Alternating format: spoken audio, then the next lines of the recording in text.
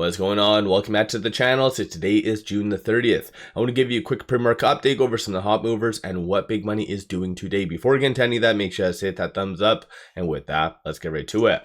So starting off with data points, don't really have a whole lot coming out today. The rest of the week, although, yes, we do, such as tomorrow manufacturing jolt numbers. So during power hour, you might see some volatility. That would be last minute jitters associated to several data points. But as of right now, though, you do have a lot of Fed speakers stating that most likely starting September onward, you're going to have multiple rate cuts. And it looks as though that seems to be one big kind of defining point on why the market is really moving higher, such as what Morgan Stanley is even saying, that they do anticipate that this rally to continue over optimism for rate cuts. One thing that did come out, I didn't see it from any official source, but it looks as though that Canada also did remove their digital tax. That was the kryptonite that caused them to kind of split ways on Friday.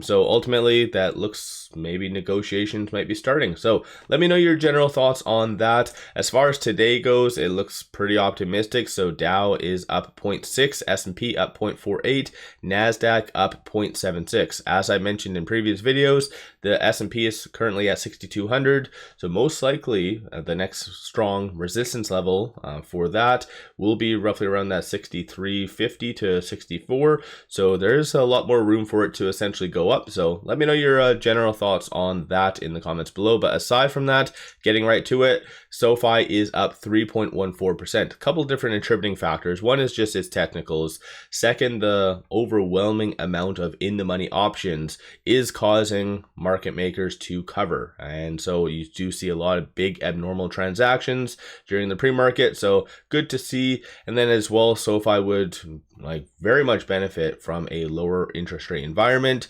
So again, that's definitely fueling the pushing SoFi higher. So aside from all that, nothing specific to SoFi today, no SEC filings or anything like that.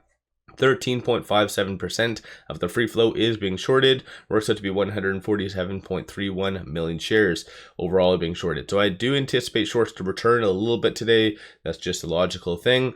I think not just with SoFi, but pretty much across the board, majority of shorts will be mitigating some risk, because even in SoFi's case, shorts have lost a ton of money. Currently, there's $2.53 billion worth of shorts, and about 3 months ago, it was only at 1.63. So shorts are losing a ton of money, just shy of 1 billion, just again in the last 3 months. So crazy stuff. So I anticipate shorts to return today. As far as right now, with that 1771 pre-market, it is trading between this R3 and this R2 in the classic. So 1784 is going to be that key pivot for it to hopefully get above today.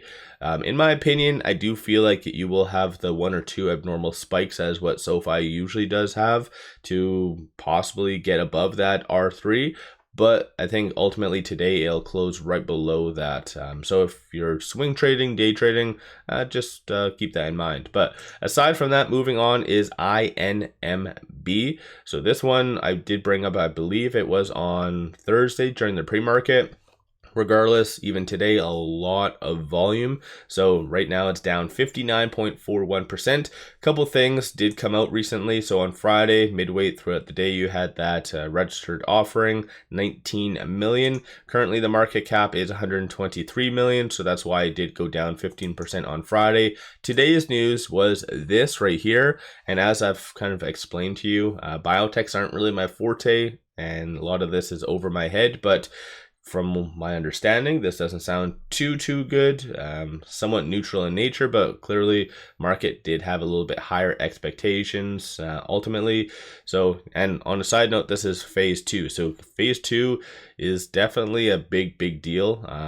Obviously not as big as phase 1, but ultimately this doesn't sound all too good. So do your own due diligence ultimately, but 51.44% of the free float is being shorted. So very heavily shorted, and most likely they are going to play a very big part in what happens today, back and forth and whatever else. But 7.83 million shares overall are being shorted. If you're looking at swing trading with it at $2.13 during the pre-market, it's trading between this S1 and this S2. $1.68 is going to be a strong support. 4.14 is going to be the next strong target / resistance. And most likely, I do see a little bit of a recovery today, most likely to this kind of $3 range, low threes. That's just based on the technicals and how much has actually gone down. But for those of you that are familiar with this company and know exactly about this news, maybe you kind of think otherwise. So let me know your general thoughts on that one. People's appetite for risk is definitely on the table. This is why you're seeing BBAI really move higher. So it is up 6.85%. No news, no SEC filings associated to them. 26.67% of the free floats being shorted. Works out to be 76.82 million shares. So when it comes down to speculative stocks, so as I've mentioned with SoFi, you have been seeing shorts return a lot over the last little bit. Obviously not to the same magnitude that a lot of people would have assumed, but still, when it comes down to speculative plays, shorts have been really doubling down. So in this case, it's going to be a pinch. Either the stock price does really retrace and pull back a lot on a significant standpoint, or shorts actually do get squeezed out. And it's not just BBAI. A lot of speculative stocks in nature are in the same boat. So definitely anticipate shorts to be fairly active today, but 26.67% of the free float being shorted, like I said, with it at 629. It is trading right now between this R3 and this R2. So 613 is going to be a strong support. Could be touched potentially, dependent on what is stated. Because as well, one thing to be aware of is most likely there will be a lot of tariff deals that will be announced this week, potentially even today. That could, depending on the results, cause a lot of volatility. So 613 is going to be a strong support. 767 is going to be the next strong target / resistance. So a lot of rebalancing will be occurring with this stock as well. But nonetheless, I do feel over the next couple trading days, it is going to be really continuing to move higher to this R3. So for those of you that are swing traders, day traders, or whatever else, that one might be for you. Same goes for Palantir. Palantir's getting a lot of volume, up 4.4%.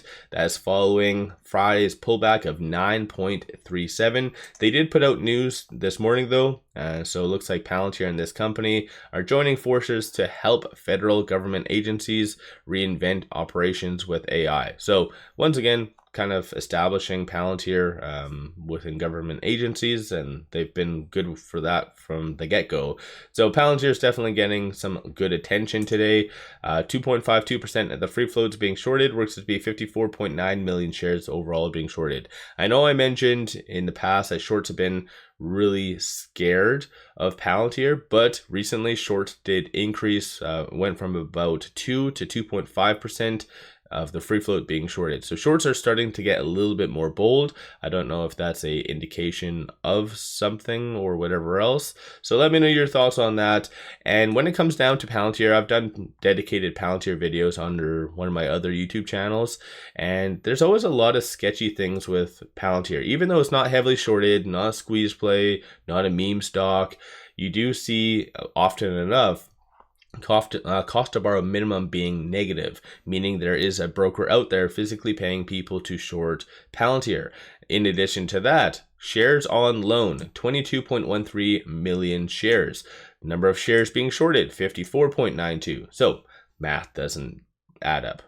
So there's more shares being shorted than on loan. So I don't mean to put on the tinfoil hat and say, hey, like there's naked shorting happening and blah, blah, blah, all GameStop style. But yeah, essentially there's some interesting things happening with Palantir. But aside from that though, with it at 136, it is trading between this pivot and this S1. So 139 is going to be that key level to watch for today. And then 136.06 will be a strong support, followed by 133. So let me know your thoughts on Palantir in the comments below. Aside from that, WBUY, it is up 54.17%, and that is because of this news right here. So it looks like they're integrating Coinbase to accept stablecoin payments. So that seems to be the thing what companies are now doing, and they're catching on to that. In my opinion, any company doing that, you need to be somewhat cautious over. Obviously not necessarily this company, but some out there are just trying to do it just for hype purposes, because they know that the market is going to really focus and push you and pump you higher because of that. But again, do your own due diligence. I don't really know much about the day-to-day operations of this company, so maybe they have some interesting kind of history, but this is why they are higher. 16.74% of the free floats being shorted, works out to be 120,000 shares. So anticipate shorts to as well be fairly active with this stock. With it at 893, it is trading between this pivot and this S1. So 1237 is going to be the next strong target / resistance. And then obviously based on the price action, this S1 won't be touched at all. So let me know your general thoughts on these stocks. Is there any other stocks that's kind of floating your boat? If so, drop some tickers in the description below. Hopefully everyone had a good weekend. One final thing, pop over to my Patreon. I give buy signals on stocks, options, crypto, many of which have been absolutely on point. Definitely worthwhile to pop over there and take a look. With all that, appreciate all of you watching.